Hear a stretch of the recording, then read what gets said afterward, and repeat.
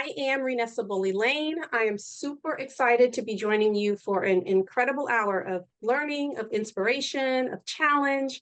And I want to thank Michelle Moulton Badger as well as the entire Stanford Alumni Career Services team for an awesome opportunity for us to be, do, and have more through our connection to the farm. So for the next 60 minutes, we're going to be talking about how to be simply irresistible, personal branding strategies to get highly paid doing work that you love. And this topic is so near and dear to my heart, and here's why. So I help high-achieving folks who've grown bored, burned out, and unfulfilled in their careers. And I help them to create what I like to call their perfect work, whether that means radically changing careers, launching a business, bringing a big idea to life. I unapologetically believe that every person deserves to discover, design, and get highly paid doing work they love. And I am committed to equipping them to do just that. And what I've learned over the years is that one of the biggest obstacles to folks creating work they love and getting highly paid for that is their ability, A, to recognize their value, and B, communicate that. And so no matter how talented we are, when we are trying to get to that next level, we often look to be validated. Like we look to other people to validate, like, are we ready? Are we good enough? Does what we offer really make a difference in the marketplace? And the reality is that is not owning your brand. That is not creating a magnetic positioning. And at the end of the day, what it does is it puts you at the mercy of somebody else's ego trip every time. You're going to be at the mercy of someone else's biases. You're going to be at the mercy of somebody else's agenda. You're going to be at the mercy of somebody else's perceptions. And so ultimately, that's what ends up getting us, passed over for promotions. It ensures that we don't get that job offer. And if you're in business, it is the thing that will have you struggling to generate revenue. And so I don't care what role you play or what industry you happen to be in. Some of you on this call, you might be engineers, you might be business developers, you might be in HR. It doesn't, you might be side hustling it. No matter what you do, every job is a marketing job. And it's critical that you learn to market, to brand, and to position yourself effectively. And both inside your organization, outside of your organization, wherever you happen to be. And so for some of you, what I am going to say is going to resonate with you. Like it's going to totally make sense. You're going to be right on board. And then there's others of you, you're feeling a little bit of resistance, and even some fear. And that's because you haven't heard people communicating about themselves the way that I'm going to teach you to communicate about yourself. And that's all right. That's a good thing, because that means there's an opportunity for you to stand out. There's an opportunity for you to stand out. And so my intention for us, for our time together, is that you walk away and you're challenged to think differently about yourself, and you're challenged to show up differently in the marketplace. All right. And so my hope also is that when you pull all of these pieces together, more doors are going to open for you. More doors for promotion, more doors for influence, more doors for revenue, more doors for opportunities to create work you love, just for being authentically you. Well, actually not authentic, not you. I'm talking about the attractive, magnetic, irresistible version of you, not necessarily the version of you that tends to doubt, that tends to dilute, or tends to downplay what you bring to the table. All right. So this is how our time together is going to go. First, I'm going to share the 4 touch points of magnetic positioning so that you understand all the ways that your personal brand can impact you. Second, I'm going to share the 8 fundamental truths of communicating your value so that people want to know, like, trust, and pay you, and pay you, and pay you. Because over the years, we've all adopted beliefs on how we should kind of show up in the market. And those beliefs no longer serve us, right? It's messing with our money. It's messing with our promotion. It's messing with the ease with which we should be able to attract our ideal clients and customers if we're in business. And so some of you may need to reframe your perspective on how you position yourself. And that's why I'm starting there. And then lastly, I'm going to share the 4 elements that you must master about yourself to create an irresistible brand. If you want to be simply irresistible in the marketplace, these principles will hold true whether you are in career, whether you are in business. It doesn't matter. It has applicability across the board. All right. So As you will learn through our time together, I am all about application. I'm not here to inspire you. I am here to equip you. And I want to stay connected. So beyond this conversation, if I can support you, if my work can be of any support to you, I want to stay connected to you after this event. So to that end, I've created what's called the Success and Happiness Test. It is the #1 online tool to create a work and life you love. And I will give that access to you immediately after our conversation today, absolutely free. The test is awesome. So what happens is that you enter a goal, whatever goal that happens to be. It could be that you want to write a book. It could be that you want to find a fulfilling role. It could be that you want to become a leading authority in your field. Whatever it is, you'll answer 12 questions as it relates to that goal, and it will generate a full 10-page report with a customized graph, very much like you see on the screen, like this one. And what you're going to learn is that in any problem that you have getting highly paid doing work you love will boil down to a design issue, a mindset issue, or a strategy issue, or some combination of the three. And the test will break that down for you. And so again, I'm going to show you how to get immediate access to the end, and I will extend a personal invitation to you to talk through your own personal brand and to help you create a career, business, or big idea that's burning in your heart. I'll help you figure out how to market that. So that's all free to you, right? So it's going to be a good hour at the end of the day. Let's get cracking. Whether your focus is on a career or business, when it comes to getting highly paid doing work you love, there are 4 key touch points in your positioning that will make or break you. That first touch point is your networking conversation. Most people do not realize how badly they are positioned until they start networking, right?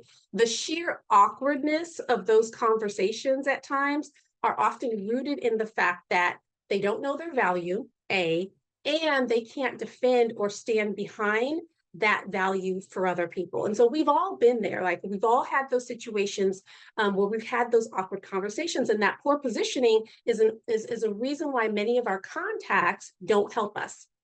They don't connect us to the opportunities. They don't connect us to the right people, even when they're friends of ours, even when they're people that they're close to, even when they're family. I mean, think about it. When someone is making a referral for you, they are putting their reputation behind your reputation in that endorsement. And so when people are hesitant, or if they're dragging their feet in helping you, they can't articulate why, but often it's because they can't with confidence sell you well.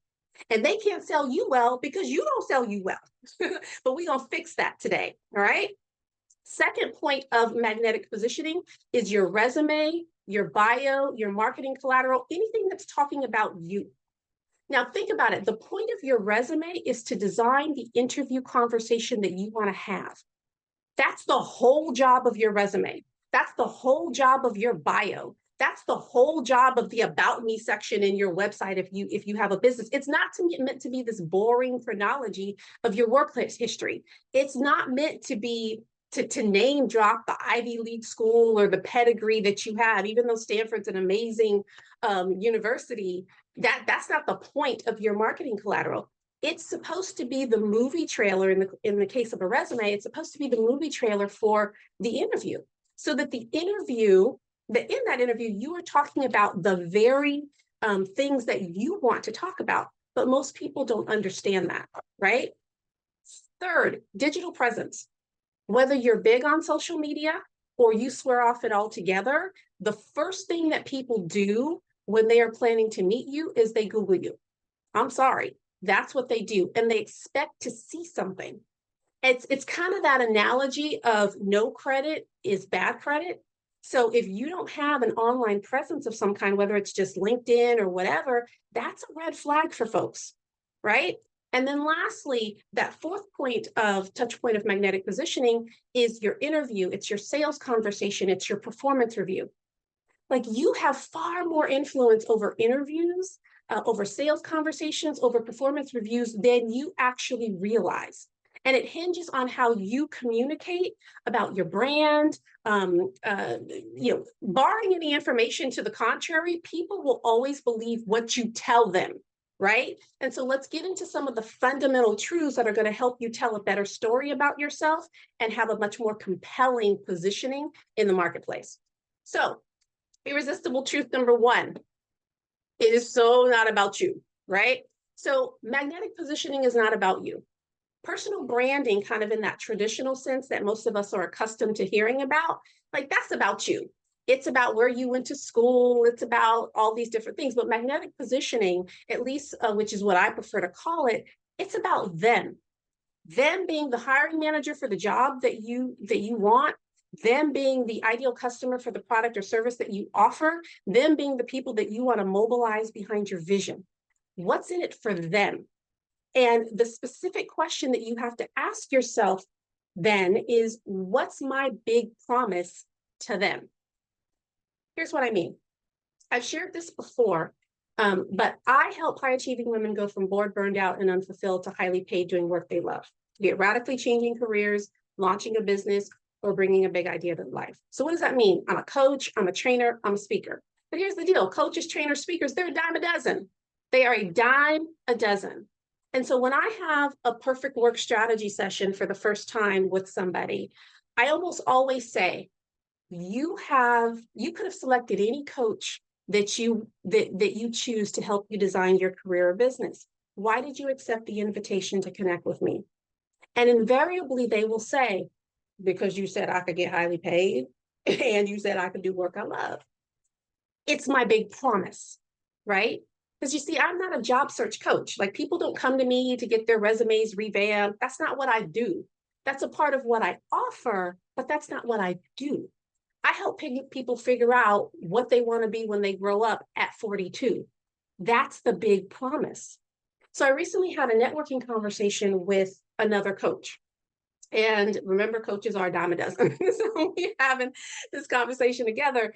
And at the end of our conversation, I never met her before or anything. So at the end of the conversation, I asked her, I said, how can I help you? What are, opportunities or, things that I can refer your way? Like, what would be of benefit to you? And she was hesitant to answer the question when I asked, because she was like, well, anything that I would kind of need might be cannibalizing your business. And so I was like, oh, because she thought there was overlap. And I was like, oh, no, no, no, no, no, no, no, no. We have a different promise. I have a different promise. I can refer ideal business to her all day long, because the reason why a client would choose her is not the reason why a client would choose me. It's not better, it's not worse, it's just different, right? So how does this play out in other ways? Here's a big promise. I'm a global supply chain leader with a specialty in consumer packaged goods. I help companies consistently outperform industry standards for cost savings, product innovation, and talent development. Now, most people in this position, they would stop at that first sentence. Oh, I'm a global supply chain leader, or this or that or the other. They stop at the title. And I'll explain later why that's not going to work for you. But the point here is that the big promise for this particular individual was that they consistently outperform industry standards for cost savings, product innovation, and talent development. That's the promise. If I'm interviewing somebody and I'm looking for someone who can lead my supply chain efforts, I want the person who can do that, right? Another example, I recruit exclusively for nonprofits. I find the most qualified, interesting, and engaging professionals on the planet so that organizations have the right people in the right roles to fulfill their mission.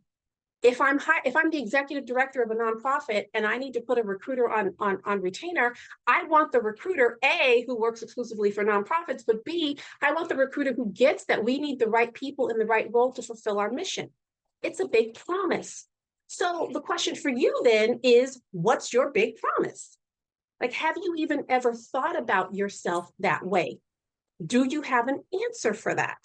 And if you don't know the answer, that's fine. That's okay, because today's your lucky day. This gives you the wake-up call that you need to figure that out, because the market doesn't play for your passion. It doesn't pay for your skill. It doesn't even really pay for your talent. It pays for your big promise, right? Because here's the newsflash. Nobody cares about you. Like, nobody cares about you. And our biggest fear is that people don't care about us. But the reality is they really don't. People, they don't care about your passion. They don't care about your talent. They don't care that you want to help people. They don't care that you want to create generational wealth for your family. Like, they don't care about any of that. They care about them, right? You didn't tune into this session. We had over 500 people registered for this session. And so whether you're here live or you're listening to the replay, you didn't tune in because of me. Most of you don't even know me. You tuned in because you thought there was something in it for you. And I'm not offended by that, right? Because that's how it should be. And so for you, when you're creating your personal brand, you've got to anchor it into what's the value that you bring them, right? And when you position your value such that you're speaking to what's in it for the people that you're talking to or the people they may know, then the conversation goes from that awkward silence and the networking that we had talked about before. And we've all experienced that. And it shifts when you're delivering that elevator pitch or you're having that conversation. It shifts to, oh, tell me more about that. Or, oh, I should introduce you to so-and-so, right? And so again, your branding, the communication should focus on what's in it for them. Irresistible truth number 2, you got to design with the end in mind, right? You must brand yourself for where you want to be, not where you are, and certainly not for what you don't want, right? The riches are in the niches. Many of you have probably heard that saying, but most people are afraid to go narrow when it comes to their personal or professional brand. And when we talk about getting highly paid doing work that you love, there are 2 parts to that. There's the get highly paid, which many of you, if you're on this conversation, you know what it's like to get highly paid. Now, highly paid is regular. What might be highly paid for me, it might be different than what's highly paid for you. But the reality is there's the get highly paid, and then there's the work you love. And again, many of you can fulfill that get highly paid part, but you may have pigeonholed yourself in your work because you've positioned yourself for where you are and where you've been, but you have yet to embrace where you want to go and how you want to be seen now, right? And we stay broad because it's safe, but safe doesn't lead to perfect work.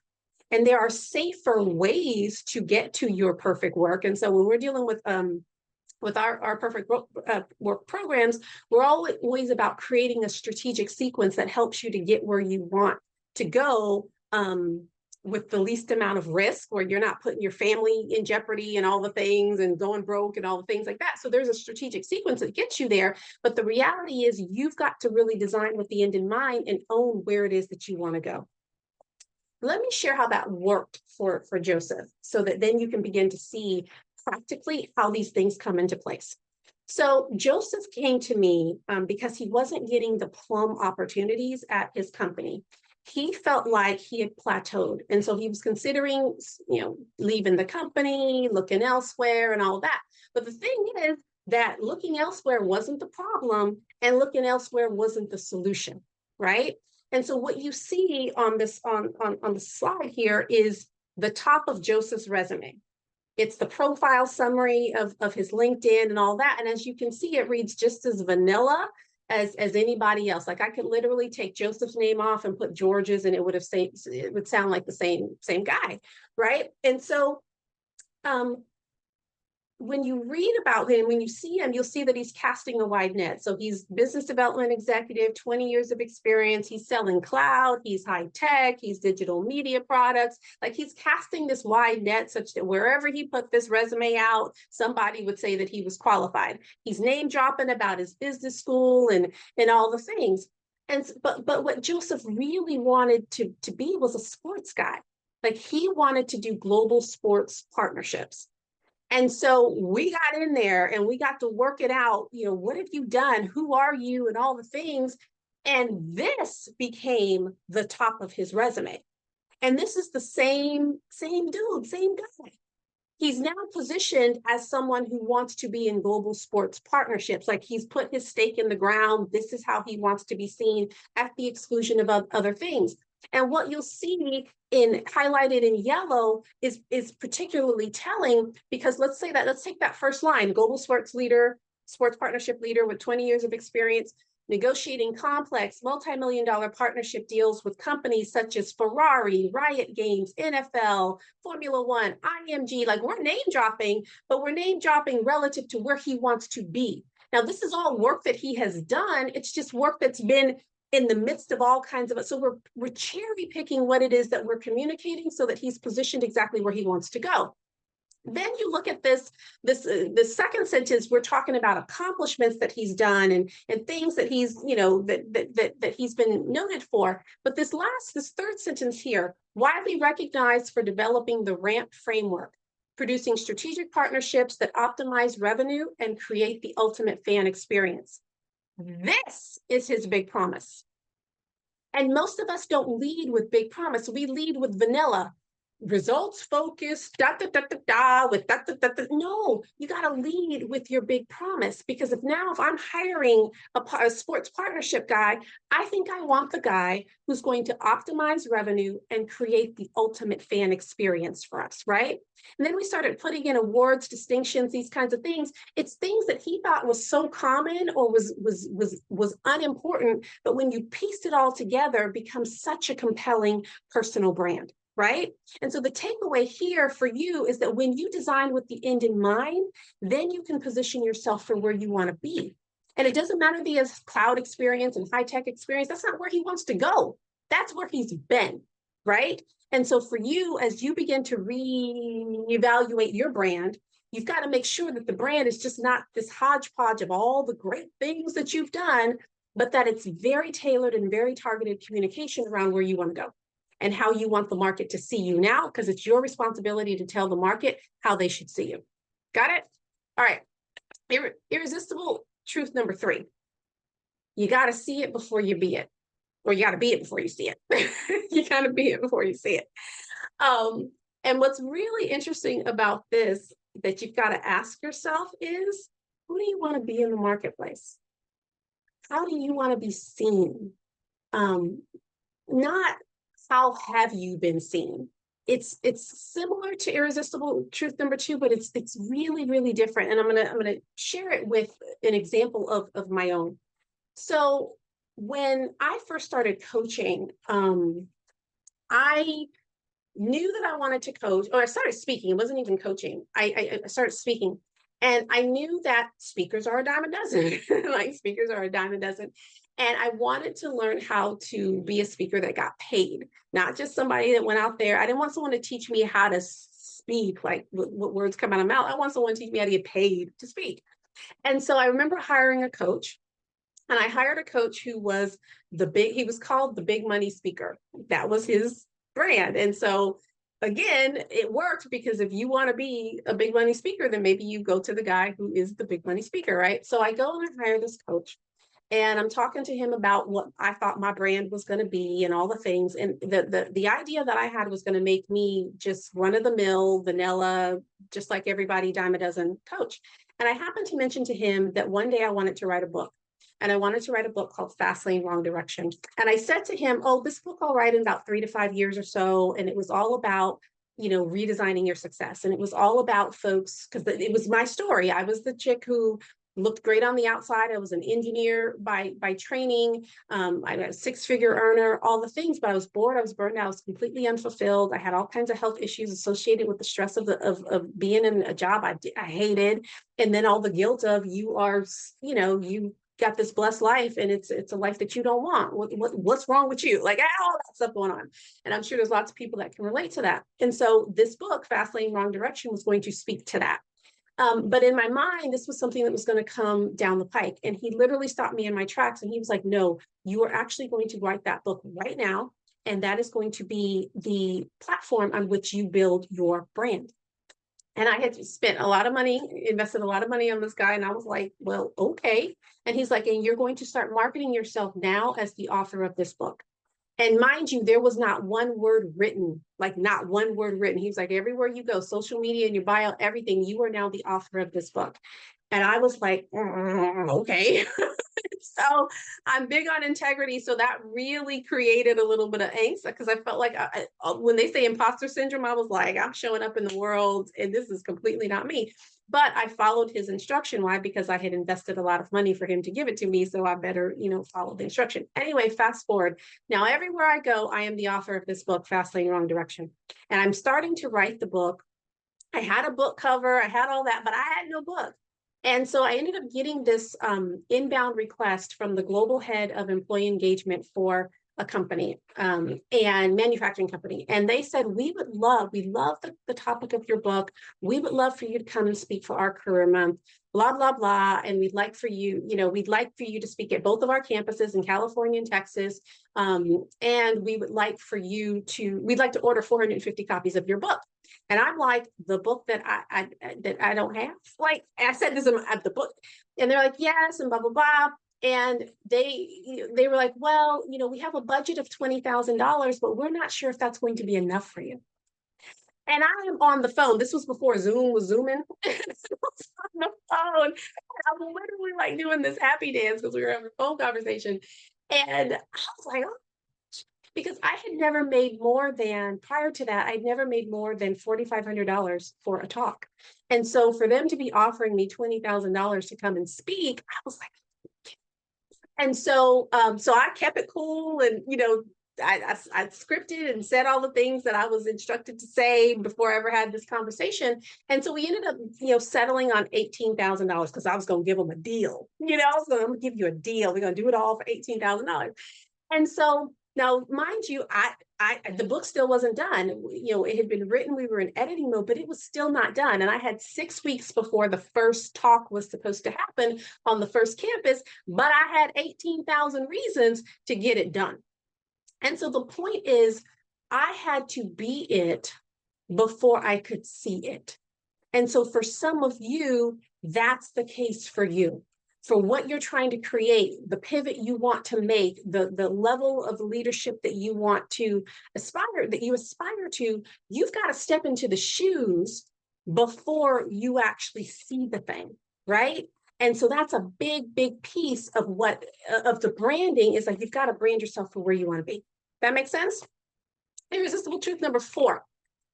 It is your responsibility to tell the market how to view your value. It's your responsibility. Like most people go into interviews, we go into sales calls, we go into networking conversations, we even go into our performance reviews, and we are just hoping that people will just get us, not recognizing that people don't have the time or the inclination to go digging for gold when it comes to your value, right? It's your responsibility to put your value on full display. There's no time for modesty. There's no time for humility. There's no time for limiting beliefs. There's no time for hangups. You got to figure that out. And this is a prime example. I love this story. I love Nitin's story because it is such a teachable moment. Such a teachable moment. So when Nitin came to me, he was making over $200,000 in a tech role. And he was so dissatisfied. Like he was interested in becoming a senior director, a CTO. He wanted a high-level role. And he wasn't getting the high level offers. Like he would get interviewed, and he might get through a round or two, but he wasn't getting an offer and he wasn't sealing the deal. And he had all kinds of reasons why he thought that was happening. He's like, oh, my last title was off or this or that or the other. And then, so I just let him talk, and eventually the truth came out. And he was like, I've got these friends and they're getting all these CTO offers and this and that. And I know that they're not better than me. And so he was in his feelings. He was feeling some kind of way about it. So, fast forward a little bit to this email that I get from him later on that he had landed a CTO role. And what happened is that we repositioned some things with Nitin, and I'm going to show you as we go on. You're going to actually be able to see pieces of his repositioning, and I'm going to share with you again step by step how we did it. But the first thing that we had to do with him is we had to get rid of some excuses, right? And so what does that mean for you? If you're not getting the results that you want, one or two things is happening. either you're not conveying the value, or they, whoever they are, hiring manager, customers, whatever, they don't want the value. They don't want what you have to offer. One of those two things are happening. And so before you start scapegoating your age, or the fact that you're a woman, or that there's a gap in your resume, or that you're Black, or you're white, or you're this, you've got to take a look at, did I convey the value? Did I prove that I could solve their problem, right? Irresistible truth number 5.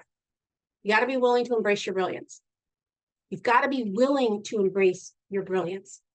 Most people are vanilla in how we show up in the marketplace. Most people shy away.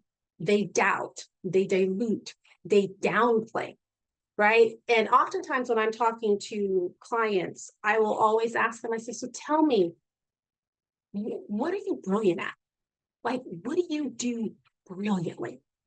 And I can tell by how someone responds to the conversation what kind of rodeo we're going to have that day. And many people bristle at this idea of brilliance, like it feels too big for them. I remember having a conversation with a client. He was a freelance, he was a graphic designer. He was really, really talented. And he had his own business, and he came because he just wasn't commanding fees. Like, people didn't want to pay his fees. And when he put it out there, he'd get all this pushback, all this objection, all the things. And I asked him, I was like, Michael, what are you brilliant at? And he got swole. He was upset with the question. He was like, oh, blah, blah, blah. And I don't really see it that way. And it's not about the word. You can replace the word with some other kind of synonym. It was this idea of really being able to step into the greatness that you bring to the table in the marketplace, and being willing to communicate that unapologetically, without needing somebody to validate, without needing somebody to co-sign for you to do that. And many people have a challenge with doing that. And if you're unwilling to step into your own brilliance, and if you're unwilling to toot that own horn, and if you're unwilling to stand on 2 feet and really say that without external validation, you're going to struggle. You're going to struggle. And it's going to show up in the lack of promotion. It's going to show up in the money. It's going to show up when you hit the ceiling and you plateau. All right. So I'm going to give you an example of someone who stepped into their brilliance. This is Delilah. Delilah was a bad woman, and not bad meaning bad, but bad meaning good. Like, she was the most humble thing, very understated. You would just never know. But here again, very much like Joseph, this is her resume thing. This is her LinkedIn, goal-oriented leader, 15 years, creative, analytical thinker, right? Fast forward, this is Delilah. Same woman. Her thing is that she wanted to be senior director. She wanted to be in a lead role in supply chain. So she was really good at what she was doing, and she just wasn't getting tapped to lead the bigger and bigger projects. And so we revamped her because she was amazing. So she ends up becoming multiple award-winning global supply chain leader. Like, the products that she worked on, they were award-winning, but she didn't see herself as being award-winning, and she didn't see that she had claim to that title. Right? Best known for leading the North American and Asian supply base selection for 35 new products, 400 new components, $500 million in gross sales, blah, blah, blah. But where I really want to bring your attention is to that last sentence. Widely recognized for developing the broadest impact supply chain optimization framework. I'm going to talk to you about this and how this came about. Consistently outperforming industry standards for cost savings, product innovation, and talent development. Now think about this. If you are trying to climb the ladder as the head of a supply chain and take on that role, if I'm interviewing you, I might want the woman who consistently outperform industry standards for cost savings, product innovation, and talent development. It means you know how to manage our money. It means that you know how to innovate our products, and it means that you know how to keep and grow our people and develop our people. That was her big promise. And so then we got into some of the things that she had done and some of the things that she had achieved. 13-time product innovation award winner. Here's what's interesting. If you're in a sales role or a business development role, you tend to attach yourself to revenue and those kinds of things easily. However, when you're in the behind the scenes and when you're down the stream and you're not as connected to the actual sale of the product, if you're in the tech space, if you're in some of these other things, you don't tend to align yourself to the success of whatever product you might support. That's a big mistake. And so many of these products that she did the procuring for and all of that, those were award-winning products. She gets the claim. Teen Time Product Innovation Award winner. Outstanding performance for revenue expansion. Why? Because her work supported the driving of revenue. She was subject matter expert. She was all these different things. So there's things that you're connected to in the work that you've done that you're not getting credit for. And I always share with people, I will say either you get paid for that now in that role or you get paid for it later. So you may not be getting the salary that you want, or you might not have the title or the role that you want in the company that you're in right now. But guess what? If you brand yourself right, the next opportunity that you go vying for, you will get paid then. So you either get paid now or you get paid later, but that will depend on whether or not you own your brand, right? So irresistible truth number 6, you must brand your brand. You must brand your brand. What's really funny about personal branding is that the very definition of the term personal means that it should be personal and unique to you. And the mistake that most people make, however, is that they create a personal brand or professional brand, whatever you want to call it, and it sounds just like everybody else. In fact, we go looking for other people on LinkedIn or wherever. Well, how does so-and-so talk about themselves? And we literally copy and paste their stuff and put our name on it and use their words and all the things. And then we end up just like every other provider offering the same service or every other person offering the same skill. And the reality is there is nothing new under the sun. There is nothing new under the sun. It is highly unlikely that someone on this call, present company included, is going to create the next internet or the next electric car or the next Amazon. Like somebody will, but most of us will not. Right? Most of us will not be pure play disruptors in our industry, but it doesn't mean that you cannot create a disruptive message. And that's the goal here, is to create a disruptive message. So let me give you the case study for how to brand your brand. This was actually Delilah's case study. So we kind of went through her, accomplishments, what she's done, and, helped her figure out, what do you think about yourself and what do you think about your value and all that. And so here's some things that she said about herself. On the left, she says, I can rally teams collaboratively and design opportunities that work to each individual's strength. All right, we got to elevate that. We got to put a little sizzle on that, right? And so when she talks about it, her thing is that I get the right people in the right roles on my team so that we perform the best. All right. On the right, I foster max performance on the team. There's a reason why we're saying things the way we're saying it. So stick with me. Second, I believe in measuring what matters to get the best results consistently. So for her, she likes to standardize as much as possible so that she can replicate good results. That's what she said. So we elevate that skill. I focus on standardization. Third, I'm a relationship builder. Lots of people, everybody and their mama says that they're a relationship builder, even if they're horrible. Even if they're a horrible boss, they will have on their resume someplace that they're a great relationship builder. But for her, she says that she believes in creating relationships that where she can get buy-in for the long term, where she can be a resource, where her team can be a resource, all that. So how did we elevate that? I build seamless partnerships. Fourth, I can work cross-functionally and foster good team dynamics. I don't know how many times you've heard somebody say cross-functional or cross whatever. It is the most played term ever, right? So we got to put some sizzle on that. So here she says, I cultivate a cohesive culture. And then lastly, I teach my team how to leverage data to make better decisions. All right. For her, she has this way of, she's like, I like to teach my teams how to make decisions before they have to make them. I like for them to have criteria on how would you make the decision so that we're not haphazard in how we have a standard way of how we think about our problems. I rely on an innovative decision matrix when making decisions. Now, let's pull all this together so that you can see why this was important. So this idea of branding your brand, sometimes we think things about ourselves are common, and I'm going to talk about that in a moment. But a really great skill when it comes to building your brand is packaging your skills in a way that it has a greater perceived impact and a greater perceived value. So we talked about all of these different pieces, and we created this visual, and we called it something. I don't even know how we came up with the name, but it was the broadest impact supply chain optimization framework. Why? Because she's in supply chain, and she wants to be known as a leading authority in supply chain. And it created this nice little acronym called BISCO. Like, I feel like I should be able to go and Google BISCO, and her name should be right there on BISCO. But what's really, really cool about this now is that when she goes into her interviews, she literally, when she's interviewing for leadership roles, she's able to say, this is the framework I use to assess the health of a new team.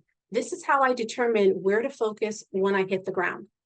And internal to organizations, she's now able to go beyond her individual achievement and replicate that success across the organization with her framework. So she gets visibility for her framework.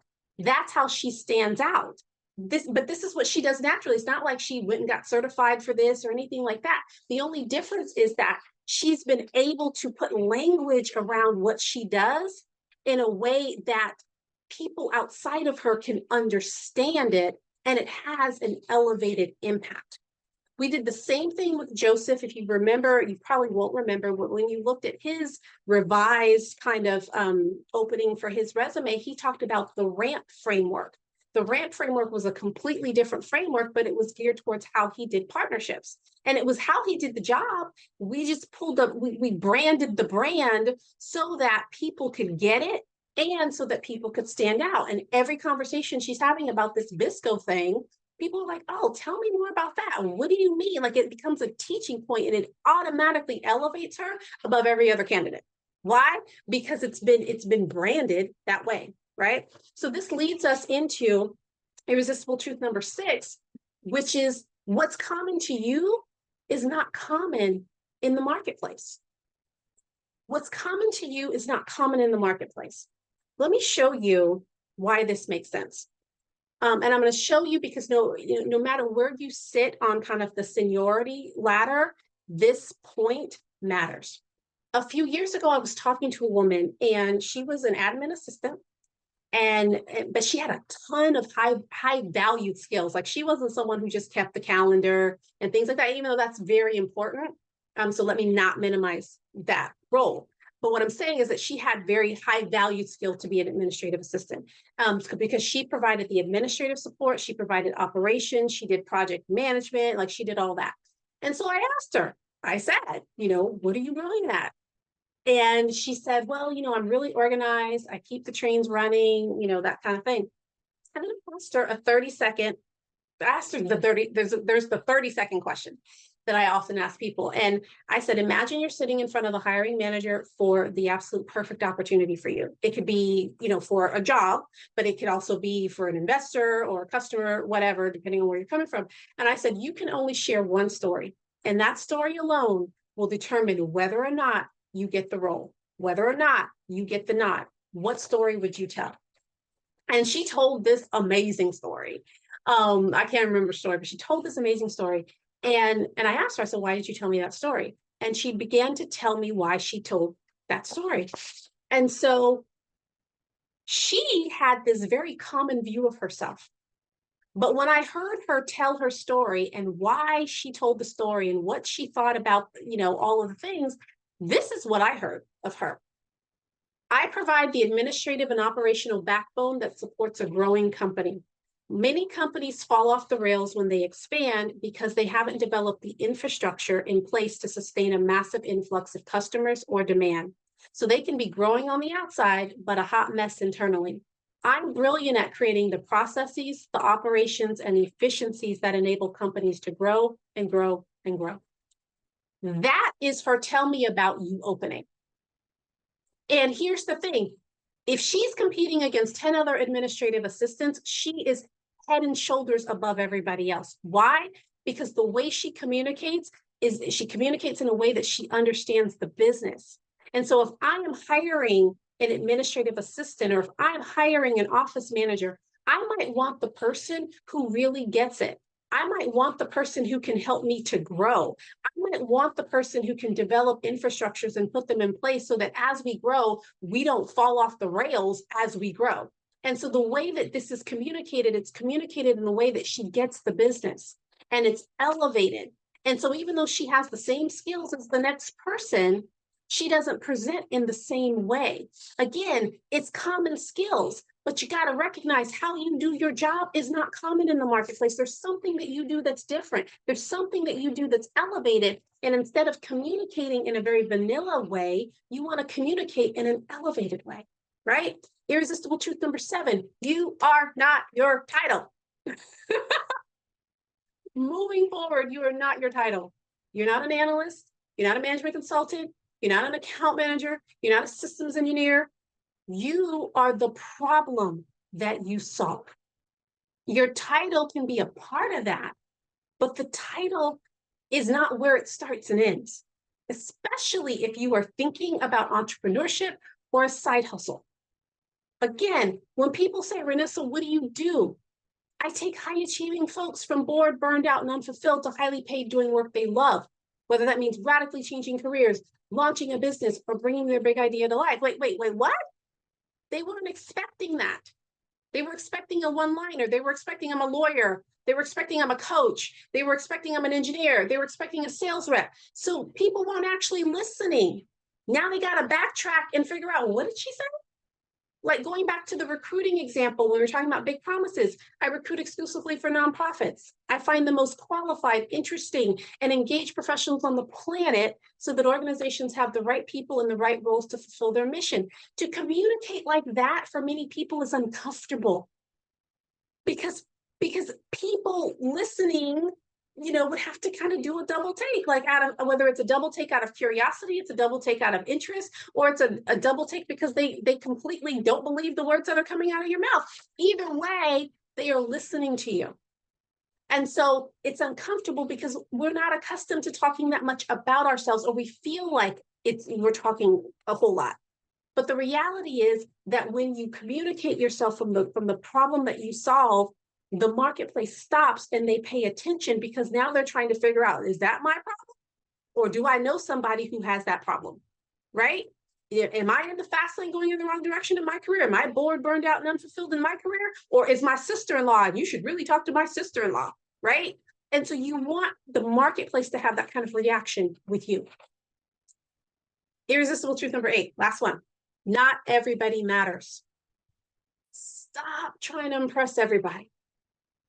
The only people from a marketplace standpoint that matters are your perfect customers, your perfect hiring managers, your perfect collaborators, your perfect partners. I can't tell you how many conversations, how many times I've debriefed with amazing people, somebody who's upset that they didn't get picked for the job that they didn't even want, right? But we have this knack, this desire where we got to prove that we're enough for something that we don't even want to do. Right? And so when we often communicate like we want to be accepted by everybody, right? We want every job. We want every opportunity. And that's the ego talking often, right? But no, when you do that, it becomes a crapshoot. It becomes luck, right? And so if you want to create work that you love, I am your check. If you want to be an amazing leader of a large organization, I am not your chick. I know my lane, right? And so you too have to know your lane in the career that you're building, in the business that you want to create. You want to know your lane. Otherwise, people who need you and want you and for whom you would be the perfect fit for, they're not going to find you because you're so busy trying to attract everybody to every opportunity and attracting this wide net. Does that make sense? Here's how you have to think about your brand. There are certain things that you want to master about yourself in order to create an irresistible brand. And people mistakenly believe that there's only one way that you can brand yourself, and that's wrong. There are many different ways that you can brand yourself depending on how you want to market and what you want to market, but you've got to know what you're working with first to then figure out what's the appropriate rate to brand yourself, right? I'm going to give you what those 4 elements are. First element is your value. Value, we already talked about, it's composed of 2 parts. It's what's your big promise, which we already talked about, right? And the other part of your value is what are your 3 to 5 pillars of delivery. Your pillars of delivery reflect how you plan to show up in the marketplace and the way you intend to add that value. In the BISCO framework, if you remember that from Delilah, what we just reviewed, we packaged Delilah's 5 pillars. We packaged that standardization. We packaged the seamless partnerships. We packaged those pieces. Those were her brand pillars. The second element that you must master about yourself are your beliefs. Like, what do you believe about your role, about the industry, about the problems, about the challenges, about the gaps, about the needs, about the solutions? In other words, what is your stand or what is your point of view? Your stand is how you stand out. In my stand, I believe that every person deserves to get highly paid doing work they love. I do not believe in dream job and broke. No. So whatever the dream job is, there is a way to get highly paid for it. Whether you're getting paid doing the thing or you're getting paid with ancillary things that fuel into the thing, but there is a way to get highly paid doing work that you love. It's a belief system. And for your role, for your industry, you have those belief systems as well. You got to mine that to figure out what it is so that you know how to articulate it. Third, what's your vision? What's the future of work as it relates to your role, as it relates to your customers, as it relates to the industry? What do you want to see happen? What's the impact that you want to make?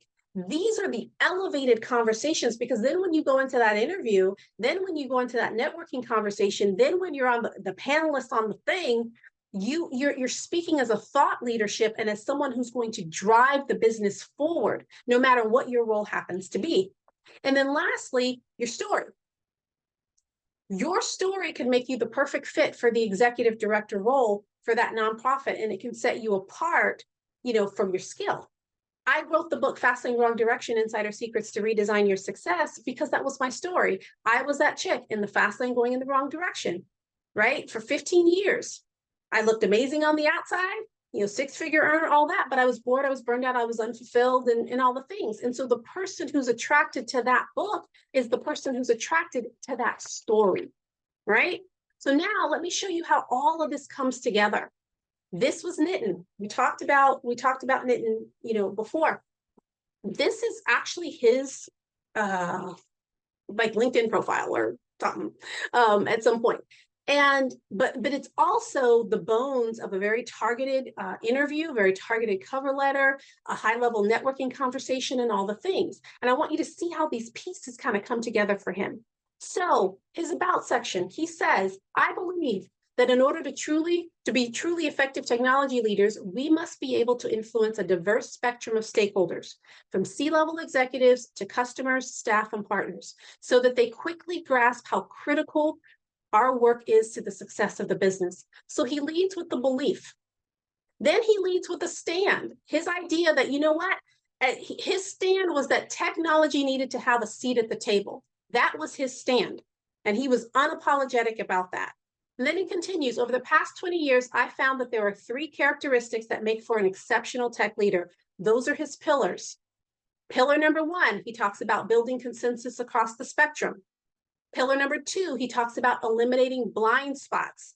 So he says, I want a diverse team. I build diverse teams because I want to make sure that we don't have blind spots when we're trying to build the business, when we're trying to innovate. And so one of his pillars is that I'm going to eliminate the blind spots in our organization. His third pillar, to create and drive KPIs that directly improve profit margin. So he only focuses on the indicators that directly affect profit margin. So you know all about him before you ever meet him. And then as he closes out, he goes back into his beliefs. I believe now is a great time to be a technologist. Every company is asking how it can stay one step ahead of its competitors. And in order to do that, you got to do X. And so he lays out his vision. This was the communication that got him the CTO role. It was an elevated communication, and it was pulling together all these different pieces, right? So I'm hoping this begins to make sense. This is intended to be a training. It's intended for you to be able to see the applicability of how these pieces come together and how it affects your communication as well. And so as we begin to land the plane, anytime that I have a conversation, especially with Stanford audiences, I will always open up my calendar for a perfect work strategy session to talk through your brand, to talk through your positioning, to create a career, business, big idea, all that kind of thing that's kind of burning in your heart. Cost is free. It's completely complimentary to those who are on the call. And all you have to do, I think Michelle will actually put it in the chat as well. You just open your browser now. As I begin to open up to Q&A, you go to connectwithrenessa.com. When you get to connectwithrenessa.com, you'll put in your name, you'll put in your email address. There you'll be able to connect with me, whether you want a perfect work strategy session or not. You can just stay connected to me. I give a lot of great content, connections, we do summits and interview series and all kinds of things to really help you get highly paid doing work you love, creating a work and life that's meaningful to you, and so you can stay connected. So when you enter your information, you will get access to the Success and Happiness test immediately. You'll get that for free. You'll get connected to me on LinkedIn and into our community, and you will get the link to a free perfect work strategy session if you so choose. If you don't, just say no, that you don't want that, and then no worries there. So with that, I'll leave this screen up so that people can see the URL. And again, Michelle has also put it in the chat, but I'd like to open up for Q&A. If you've got questions, comments, if there was something that really landed and resonated with you, let me know that as well. All right, first question we've got, Ryan Perry. I know Ryan Perry. If this is the Ryan Perry that I know, Ryan Perry, the industrial engineer, Ryan Perry, hi, Ryan. But what communication tools, platforms do you recommend that we focus on? Is LinkedIn still productive? LinkedIn is exceptionally productive for professional, all things professional LinkedIn. It is as influential, it is as important as it has been over the years. And again, what's really interesting about LinkedIn is that the SEO for LinkedIn is so strong. So if someone is going to do a search for Ryan Perry, even if you have a website someplace, or your name might show up other places, one or two, the top 1-2 result is going to be your LinkedIn. And so that's where people are going. That's what people are going to see first. It's probably what they're going to click on first. And so if your LinkedIn is busted, it's going to be kind of the first impression that people get from you. And again, it's just because LinkedIn SEO is just so strong. So it is for professionals. It is definitely especially for career folks, it is the tool that I would highly recommend. If you're in business and you have a website and you've got a web presence and you're in media and stuff like that, that's a little bit different. My LinkedIn is pretty robust, but it is not the biggest driver for me. But that's just because that I happen to be in business. But for career folks, whether you're looking for a job or not looking for a job or open to transitions, your LinkedIn needs to be on point. Like it really is a first impression. I'm starting a new job. This is Chantal. I'm starting a new job next month at Stanford. Congratulations, and would love tips to have a great start. The first thing that I would say to do is to deliver on what it is that you're hired for and get some really some quick wins. So if there are things that you can do, whether it's projects that you can undertake or whatever, to really get some really quick wins and get a reputation, like start to build in currency that you deliver. That's the best thing that you can do. Get some quick wins. They don't have to be the biggest project wins, but they need to be quick wins. The second thing I would do is focus on building relationships and building relationships when you don't need them. So now we're at the top. I'll interrupt here. We're at the top of the hour. Again, I'm going to stay on for about 15 minutes if people have questions and so on. But if you have to hop off, feel free to do that. Make sure that you connect with Renessa.com. Get connected to me. And if you want that perfect work strategy session, make sure that you do that before you leave. But to continue with Chantal's question, get some quick wins and begin to build relationships and build that relationship capital when you don't need anything. It is the one thing that people neglect to do because they're so busy trying to deliver, and you don't recognize that it's the relationships that really move the dial. So when you have, just invest there. Those are the two most important things to do. And congratulations on your new role, and best wishes to you. Livia, I want to end up in the sustainable fashion industry, but currently don't have any real experience nor networks, neither in fashion or sustainability. How would you advise I go about this? I would advise that you start to have some conversations with people who are in that space. And it's really interesting because many people are afraid to make cold outreaches to people and to ask for support. I will tell you, I would not be having this conversation with you had I not literally gone through LinkedIn, back to Ryan's question, gone through LinkedIn and started reaching out to people because I wanted to be a career coach. Now, my background was engineering. My background was management consulting. I was, as an engineer, you're always solving problems and all the things, but I decided that I really wanted to solve those problems for people. And when I decided I was going to go into business, I was like, well, I need to have some coaching under my belt. And so I decided that I was going to go to the largest outplacement company in the world, and I was going to become a consultant for them. No career coaching background at all. And so I reached out to folks, people I did not know. And I asked them, I networked with them, I had conversations with them, I did all the things, and they were more than gracious. And they made introductions, like it was a whole web of introductions. But when you show up and you honor people, and you show up and you're really, really clear about what it is you want, what you do, and all of that, people are willing to help you if you show up as someone that they can put their reputation behind. You don't necessarily have to have all the skills. You just have to have a very clear vision, and you have to have a very clear understanding of what it is that you need from them. And they can begin to open those doors for you. So I would say begin to have those conversations, and then allow that network, the new network that you're building, to instruct you on what you need to do to then get in. Like, what skills do you need to have that could be easily transferable into that fashion space, and make sure that you're getting those. So let the network instruct you, but do not be skittish about making those cold introductions, because there's lots of people who have a spirit of generosity that are willing to do that, and also be prepared for the no's as well. Andrea, what is the best social media management tool for implementing a presence online across multiple platforms? Oh, that's a really good question. And I am actually not the best person to answer that question. I don't do a whole lot of social media. What I would suggest, though, is I would suggest it's not about having a plethora of social media online. It is really about finding the platforms where your fish hang out. Like, find the fishing hole where your fish are at, right? So for me, you're not going to see me on TikTok. Why? Because my customers don't buy the kind of service that I offer necessarily from TikTok. My customers are on LinkedIn. My customers are in a certain place. My customers are on, webinars and at professional development conferences. So you choose the platforms that you're going to be on based on your end game. And so for some people, well, TikTok is not the greatest for a whole lot of people right now, but let's just use TikTok. We'll roll with that. But for TikTok, there's certain people, if you're selling a certain thing in a certain way, TikTok is perfect because that customer's there and that's how they consume. Instagram is the same thing. And so you have to figure out, again, design with the end in mind. What's your end game? Why are you on social media? What's the point?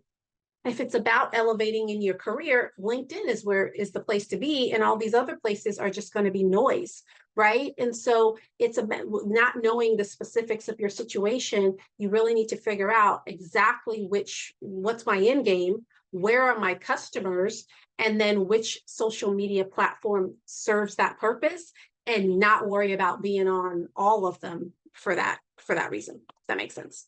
I hope that answers your question. Corey, how did the place that paid you $18,000 find out about and get interested in your book that you did, blah, blah, blah? It was on social media. So as I'm telling Andrea, I'm not sure if it's Andrea or Andrea, but as I'm telling Andrea, I'm not all on social media. Well, guess what? They found me on social media. It was actually Facebook. I was posting, the book, and anytime someone would come to my profile wasn't even my picture. The profile was the book. And so it was really because of social media and postings that I would do about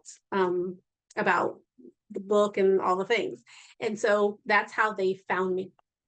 How do you brand yourself for a part-time or flexible without sounding like a slacker?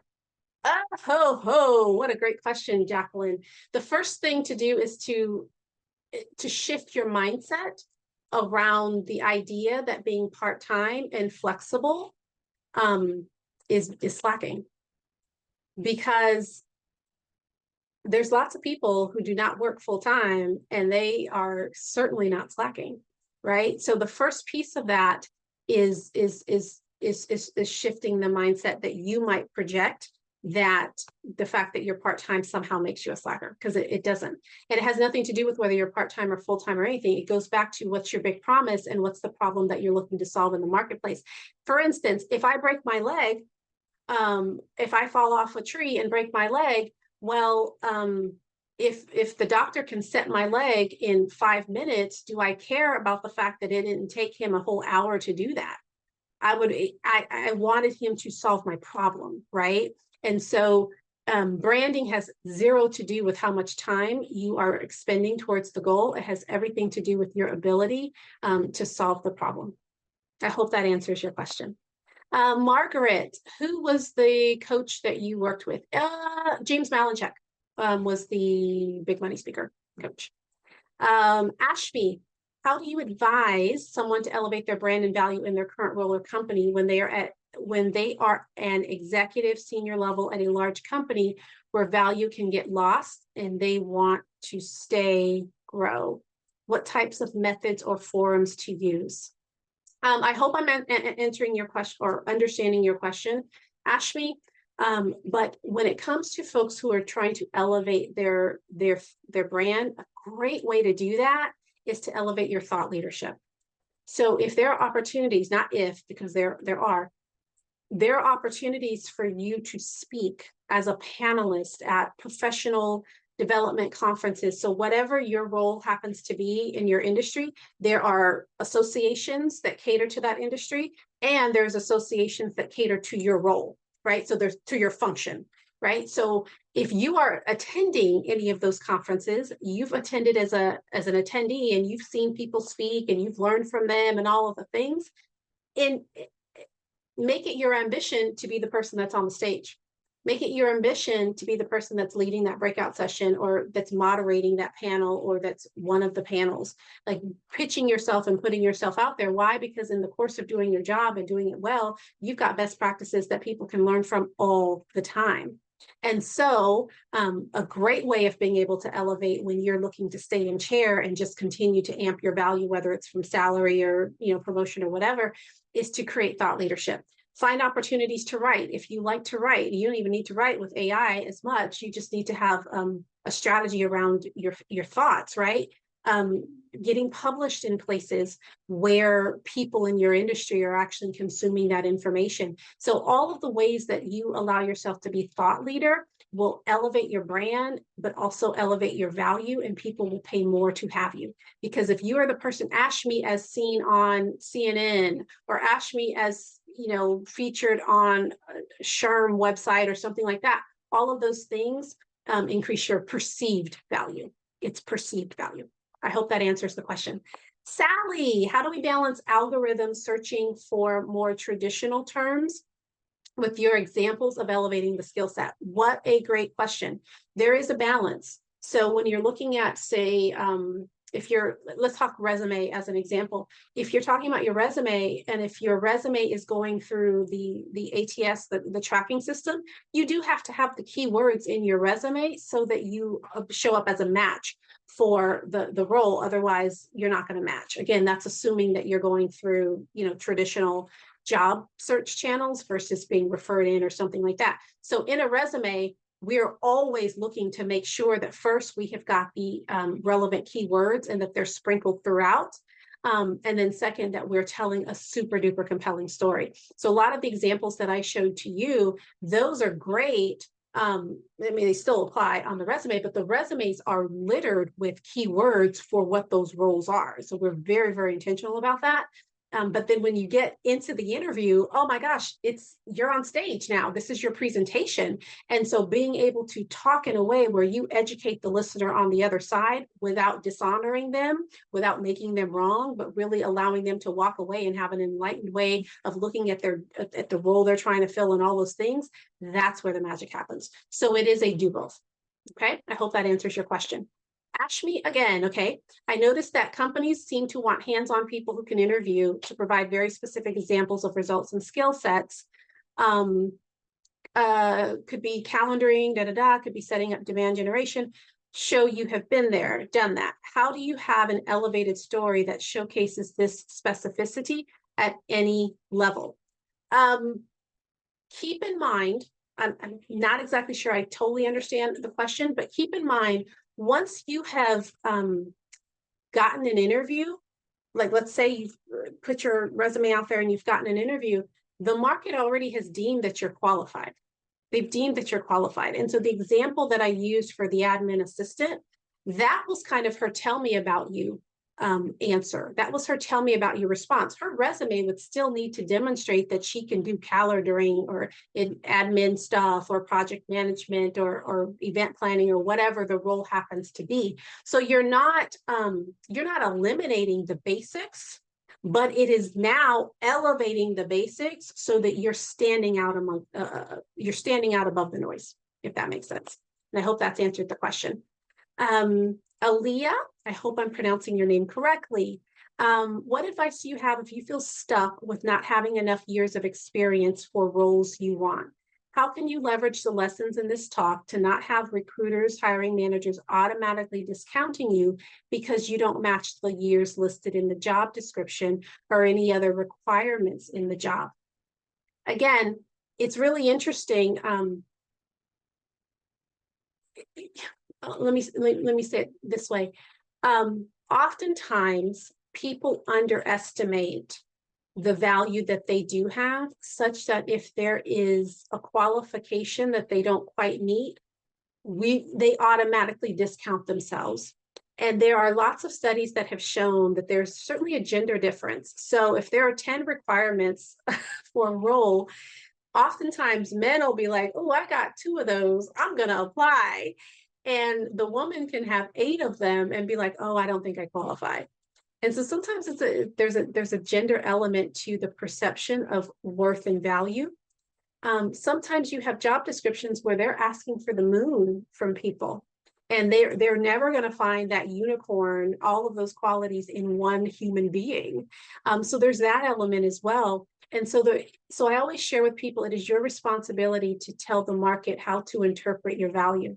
And so if you're looking for 5 years of experience at X and I only have 3 years of experience at X, I'm going to tell you why those 3 years of experience is going to blow your mind and why it's so valuable and how, all of those things. And so it's looking past the gap and really amplifying what I actually do bring to the table in a light that's compelling. But first of all, I have to believe that. And if I have already determined that because I only have 8 out of 10 of the things that you're asking for that somehow I don't qualify, then I am actually shooting myself in the foot and I'm creating a self-fulfilling prophecy. Whereas if I took the 8 and I packaged those up really exceptionally, then the market might look at me and be like, oh my gosh, she's exactly who we need. Right? So I hope that answers your question. And if it doesn't, feel free to circle back, or you can schedule a perfect work strategy session around that. How important is a website for independent consultants? I think it depends. It depends on what it is that you're doing and what you're offering. I believe that if you are in business, if you're an entrepreneur, you should have a web presence. That is my personal belief. Some people will use LinkedIn as their web presence, and I think that's I think it dilutes your value. It does not have to be this elaborate website. It's just it's a great site that talks about who you are and what makes you different for what you do as the consultant, the value that you bring, and there should be some really great testimonials of the market telling their experience with you. And so for independent consultants, I think that while it's not required, I do believe that you do yourself a disservice by not having one. Okay. Katie, I am really good. hype woman for others in networking situations. I was raised with the philosophy that any kind of self-promo is tacky and sinful. I get all that. I'm working on it. But do you have some resources that may help me be willing to shine brightly? Oh, what a great question. Off the top of my head, I do not have like a book recommendation, but here's a reframe that I will offer you. Oftentimes people think that when they're when they're talking about themselves, it's a self-promotion. It's you're being a braggart. You're not being humble. It's selfishly ambitious, all those kinds of things. I have learned to reframe that. It's your responsibility to tell the market how you can serve them. And it's actually quite selfish if you walk away from a conversation with somebody or an organization or whatever, a person that you can help, and you've not clearly outlined how you can be of service to them. You do a disservice to them in not doing that.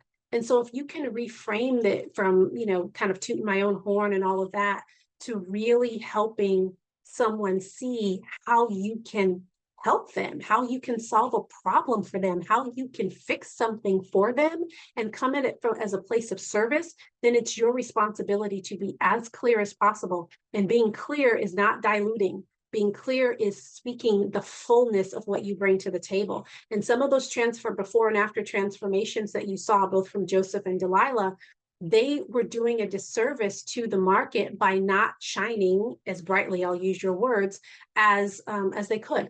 Right. And so hopefully that reframe will help. And if I can think of specific either books or whatever that can help you, then I'll certainly run that through Michelle.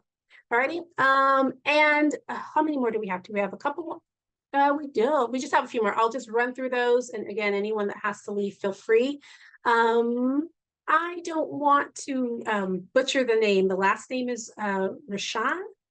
So I'm big on getting names right. So I do not want to get it wrong. But any quick tips on branding and communicating things you are brilliant at, but at the same time, not sounding boastful, name dropping, or arrogant? Is it mostly about the words used to communicate brilliance, or are there other frameworks that we can keep in mind? Again, this is very similar to what I shared for Katie above.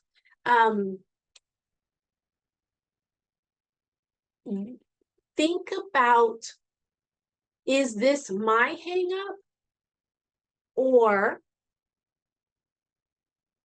am I being of service to the marketplace? Because you speaking very clearly about how you can solve my problem is not being boastful. I'll give you a prime example. I am working with a woman who is an amazing woman. She focuses on whole womanhood. She's this brilliant combination of kind of OBGYN stuff, functional medicine, all kinds of really, really interesting things. But she is amazing at what she does. And for me, for some of the health challenges that I had at one point, she was the perfect person for me. And she was perfect because she was this intersection of she was Stanford educated. And so she had kind of the medicine, the medical chops and the scientific chops, but she also had a little woo-woo in her. She also understood the whole burnout syndrome that a lot of women tend to, and there was just lots of pieces that she was so brilliant at. And because she was so very, very clear and unapologetic about her stand, I knew that this was the person that I was supposed to work with in the sea of other providers that were out there offering kind of holistic stuff. And so when I get these kinds of questions around how do I say things without sounding boastful, it's less about the words and more about your own personal perspective on your worth and your ability to shine. And so I would focus more on that aspect. And once you reconcile any hangups that you have around standing tall and shining bright, then the words will come much more easily. And so that's a lot of it's really funny because when people are going through our programs and they're doing that transformation, 60% of the work is on the mindset before we even get to the execution around what do you say and what do you do, because there's all these layers that have to get peeled away in order for people to even see themselves honestly. Most of us see ourselves with a diluted version of who we are. So I hope that answers the question. David, I think we've got 1, 2, 3. Oh gosh, couple more.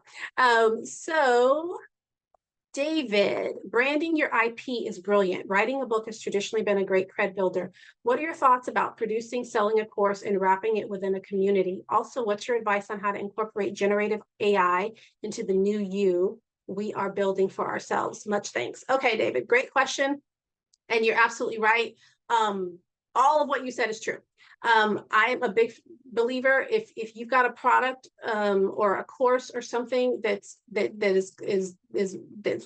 raring to come out and some problem that you can solve for people, absolutely. Wrapping it around a community, absolutely. What's great about communities is that communities tend to help each other. And so when we have group programs, there's literally times where I can just sit back and be quiet because the group is coaching each other. Right. And so there's so much value in community, and people begin to learn a lot from each other above and beyond whatever course you might be offering. So that is a great idea. And then absolutely with AI is awesome. Because I'm really good with words and really good with communicating. And oftentimes I will put my draft of something into AI or Chat GPT or something, and I'll say, give me another alternative to what I've written. And there have been times where I come back and I was like, "Ooh, that's good." I wouldn't change a thing. I have literally taken media pitches from AI and pitched them. I was like, that is, and there's things I might change or whatever, but sometimes it has a way of saying things better than you could. And so if you're a good communicator, then go at it. But if you're not a good communicator, AI is a huge help. It's going to be a great time saver. But more importantly, it's going to teach you how to think about how to get the result that you want. Because if AI gives you some garbage, it's because garbage went in, and so you're going to get garbage out. And so it's going to actually help you to be even more clear in how you're communicating with people as well, and both whether it's through AI or through networking conversations or what have you. So in answer to your question, David, I absolutely wholeheartedly endorse creating a course if you got one in you. Peter, I believe that I am not my title and there are multiple roles, titles, However, I've been told that people need to pigeonhole me into a title to help me. When I describe the kind of work I want to do, build innovative digital products, services, and businesses, people do that double take and don't seem to know what to do next. Therefore, I just say I'm looking for project manager. Should I assume that if someone doesn't get it, what I'm talking about, then those people are just not my ideal collaborator and I should just move on? No. They're giving you feedback. Someone who's not your ideal client may decline your service or may not go on the transformation journey with you, but they should understand what it is that you're offering. If I'm ever having a sales conversation or an enrollment conversation and a client doesn't get it, it means that I failed on my communication. And I can always tell when someone didn't get it. And so if they're not getting you, that's a communication and a clarity issue. And what I would say, just from how the question is written, when you describe the work, building innovative digital products, services, and businesses, as someone who's receiving that, I get the words that are on the screen, but I don't really know what that means and what it means for me. And so what's missing in that communication is the problem that you're solving. You happen to be solving the problem through digital products, services, and businesses, but that's not the problem that you're solving. Are people becoming healthier as a result? Is there some kind of, are relationships getting better? Is it about parent? Like, what is the problem that you're solving with your digital products, services, and businesses? Because that's what people hook onto. So I hope that answers the question. If people aren't getting you, that's really, really great feedback. And it just means that you got to go back to the communication wheel to figure out how to communicate that better. And my hope, Peter, is that I'll be seeing you in a perfect work strategy session, because that is what that communication is all about. Alrighty. And Daniel, where is the best way to develop one's public speaking skills? I don't really have a great question for that. I don't have a great answer for that, to be honest. Obviously, there's Toastmasters, but I've never done Toastmasters. I do not know how Toastmasters has evolved, but there are so many people out there in the marketplace who teach you how to public speak. Like if you Google If you Google, if you Google, there'll be a ton of them. And your job will then be to connect to those people, you know, whether it's logging into their newsletters or whatever, consume whatever content they provide, and then figure out whose voice really resonates with you, whose philosophy resonates with you, whose teaching really resonates and aligns with the kind of speaker that you want to be. So I don't have someone that I would recommend specifically to teach you how to speak, but I can tell you that there's a plethora of people out there. There is no shortage of people who teach you how to speak.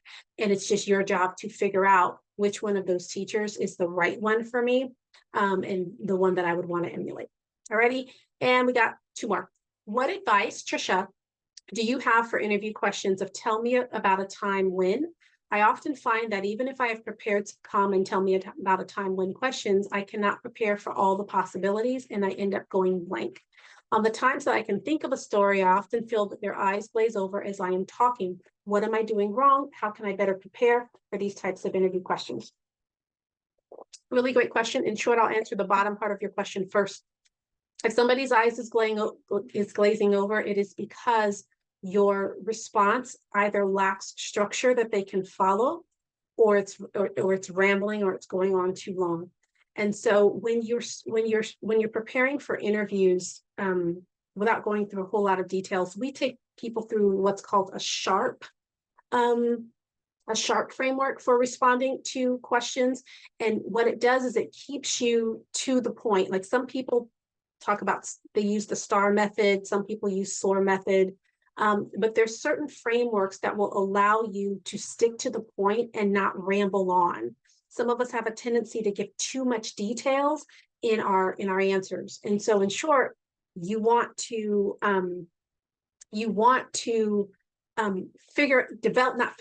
develop that framework for yourself for how to answer that question. Every one of those questions that you're getting, behavioral interview questions, they have a framework. If you schedule a perfect work strategy session, I can actually kind of talk that through with you. I don't want to get into too many details because it may not be as relevant for everyone else. But the thing that I would say that you are likely missing in your interview answer to your responses is the very end and punctuating. When you tell a story, there needs to be a reason why you're telling that story and what that story reveals about you. So you might tell me a time when you did whatever. You tell your story, and then at the end, you might say something like, something that you may not know about me, Bob, is that I am ABC. And I shared this story because it's a perfect example of how I do blah, blah, blah, blah, blah. So at the end of your answers, you are telling the market how they should interpret the story that you've told. But if you've told a story that's way too long, you don't get to the meat of it, which is the point. And the point is what sets you apart, not the story itself. And so again, that's a much different, it's a different training. It's very simple. It's not hard at all. You just have to know how to leverage it, and you have to be agile with how you use it. So that's a training and not a here's what you do. It's a training around that, but it's super duper simple once you get it, and it will transform how you're responding in your interviews, and you'll cut the fat out of the things that are not important. You'll hit the meat to the things that are, and then you're going to tell the market exactly how they're supposed to interpret what you've said. Okay. And then lastly, where on your website is the success and happiness test? Which tab? When you go to connect, this is for Jacqueline, when you go to connect with Renessa.com and you enter your name and your email address, you will get an immediate email that will give you the link to the success and happiness test. So that goes through you connecting directly there. Alrighty, I think, Michelle, we went, whoa, that was a half an hour, but I think we got all of them. And so it was my pleasure. I look forward to connecting to those that I get to connect with, and I hope this has been a valuable use of your time.